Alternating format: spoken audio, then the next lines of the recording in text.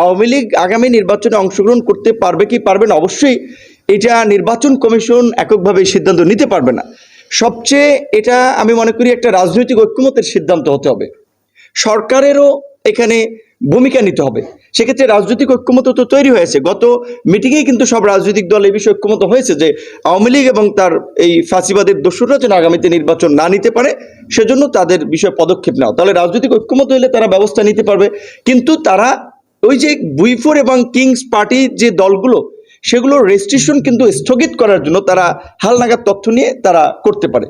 এই বিষয়গুলো আলাপ আলোচনা হয়েছে। আর প্রাসঙ্গিক যে আপনারা যে বিষয়টি বলেছেন, যা একজন সাংবাদিক যেটি আমরা যে তারুণ্যের প্রতিনিধিত্বকারী একটি রাজনৈতিক দল হিসেবে বাংলাদেশের অত্যন্ত সংকটকালীন সময়ে চ্যালেঞ্জ নিয়ে আমরা এই জায়গাটাতে এসেছি। আপনারা দেখেছেন যে সরকারি সুবিধা নিয়ে কিংবা কোনো এজেন্সির প্রেসক্রিপশনে গণ অধিকার পরিষদ গড়ে ওঠে নাই। প্রত্যেকটি ছেলে মেয়ে তরুণদের রক্ত, ঘাম এবং সংগ্রামের মধ্যে দিয়ে, ধারাবাহিক সংগ্রামের মধ্যে দিয়ে আজকে বলা চলে বাংলাদেশের একমাত্র একটা অর্গানিক পদ্ধতিতে এই দলটার জন্ম হয়েছে। মানুষ বিকল্প রাজনীতির থেকেই আমরা রাজনীতিটা করছি।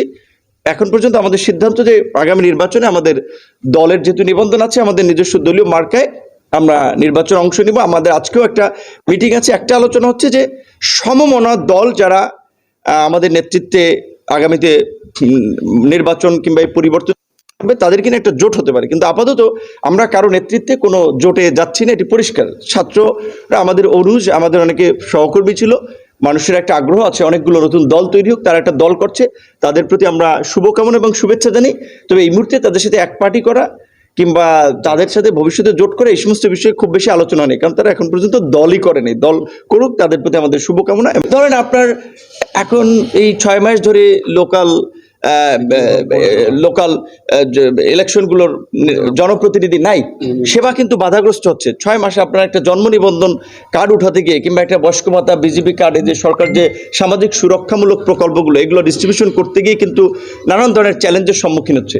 কারণ ডিসেম্বরে যদি ইলেকশন হয় তাহলে এখনো 10 মাস, তাহলে 10 মাস যদি স্থানীয় সরকার জনপ্রতিনিধিবিহীন থাকে, এইটার কাজটা কে করবে? একজন আমলা কতগুলো দায়িত্ব সামলাবেন?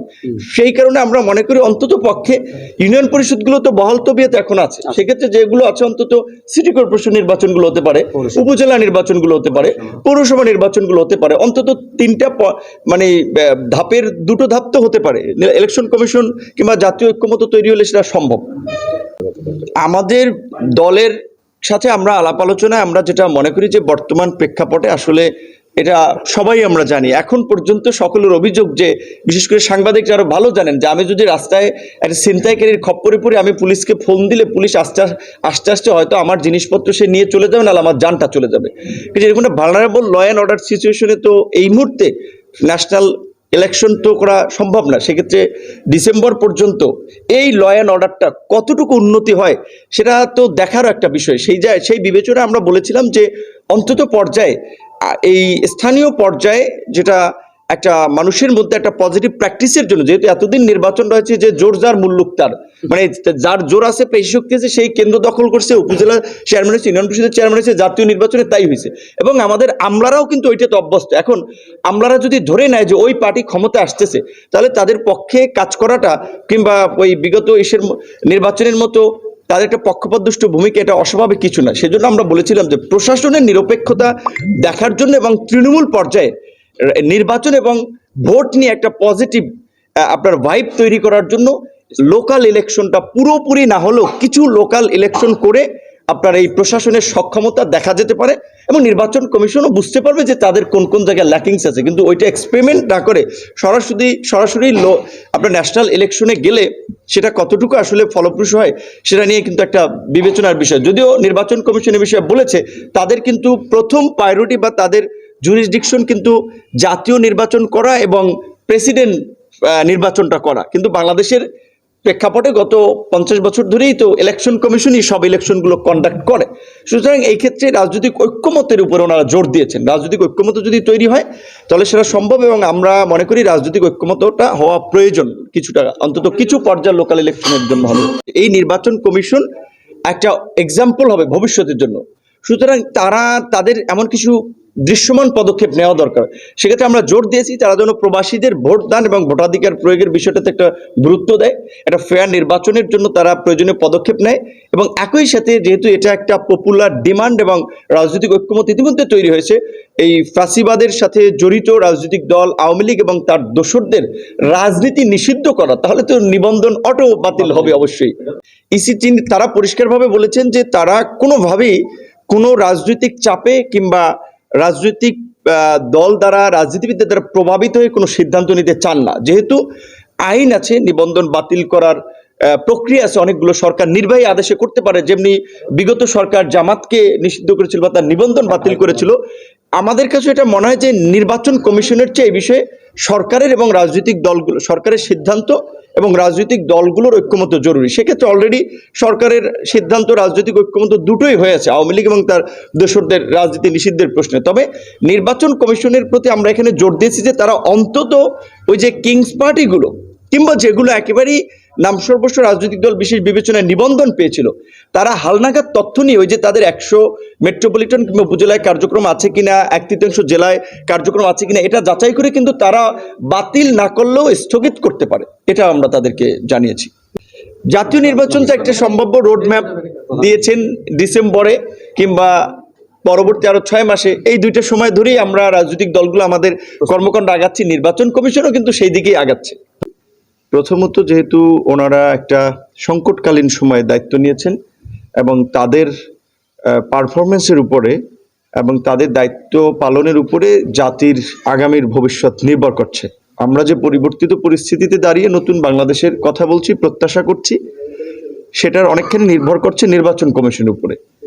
সেক্ষেত্রে এখন আগামী নির্বাচন নিয়ে তাদের প্রস্তুতি কীরকম, তারা আসলে দায়িত্ব নেওয়ার পর থেকে কি কি কাজগুলো করছে, বিশেষ করে নির্বাচন কমিশনের প্রতি আমরা মনে করি যে অনেকদিন ধরেই আমাদের দেশের বাইরে থাকা প্রবাসীদের একটা জোরালো দাবি ছিল যে তারা বাইরে থেকে রেমিটেন্স পাঠায়, দেশে টাকা পাঠায়, কিন্তু দেশের কোনো সুযোগ সুবিধা তারা ওই অর্থে ভোগ করে না। কাজে তাদের ভোটের অধিকারটা এইবার কিন্তু প্রধান উপদেষ্টা তার ভাষণেই বলেছিলেন সম্ভবত যে আগামী নির্বাচনে প্রবাসীরা ভোট দিতে পারবে।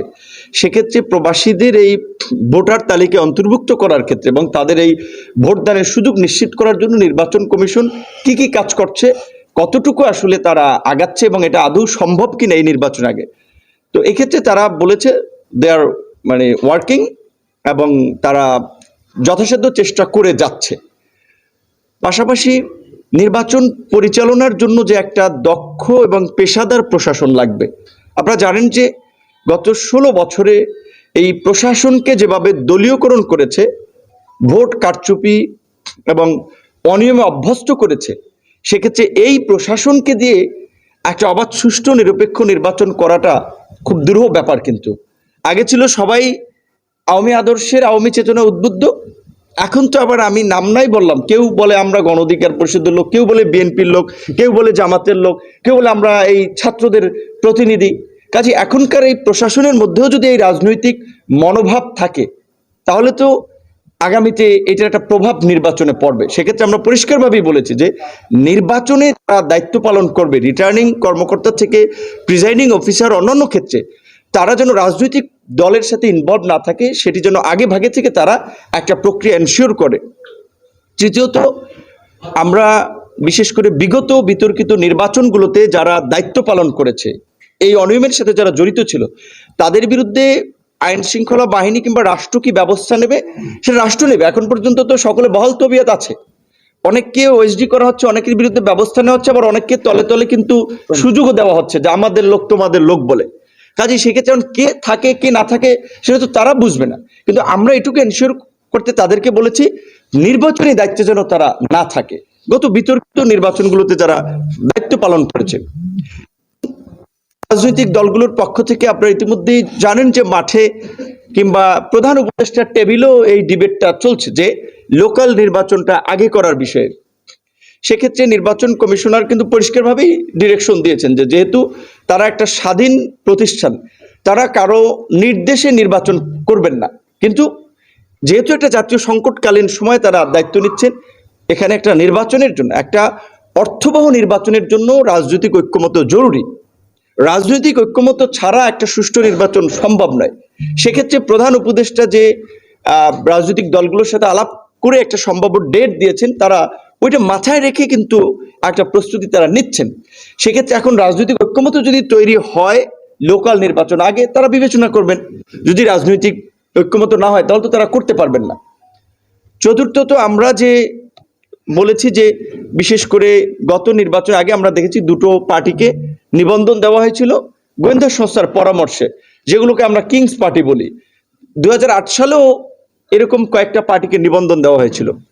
তো এই যে নাম সর্বস্ব পার্টিগুলো যে নিবন্ধন নিয়েছে, এবং এখন আবার বিভিন্ন রাজনৈতিক মহল থেকে আলাপটা হচ্ছে যে একটা আনুপাতিক হারে নির্বাচনের বিষয়। তো আনুপাতিক হারে যদি নির্বাচন করে তাহলে একটা ব্যালটে কিন্তু সব রাজনৈতিক দলের আপনার মার্কা থাকবে। তাহলে এখন যদি এখানে এইভাবে যাকে তাকে নিবন্ধন দেয় যেন তেন প্রক্রিয়ায়, যেভাবে আমাদের ব্যাঙের ছাতার মতো, কিংবা বলতে পারেন এই রাস্তার পাশে টং দোকানের মতো যে ব্যাংকের অনুমোদনগুলো দিয়েছে বিগত সরকার, যার ফলে এখন অর্থনৈতিক ক্ষেত্রে একটা দুরবস্থা। নির্বাচন কমিশন যদি এইভাবে খালি নিবন্ধন দিতে থাকে, বর্তমানে আমরা যেটা মনে করি যে নিবন্ধন পাওয়ার জন্য যে শর্তটি আছে নির্বাচন কমিশনের, সেটা ভালো বিধান যে 100 উপজেলা এবং মেট্রোপলিটন এলাকা থানায় কাডলা কমিটি, এইটা প্রতিপালন যেসব রাজনৈতিক দল করছে না, হালনাগাদ তথ্য নিয়ে প্রয়োজনে তাদের নিবন্ধনটা স্থগিত করুক। তাহলে ওই যে কিংস পার্টিগুলো কিন্তু অটো বাতিল হয়ে যাচ্ছে।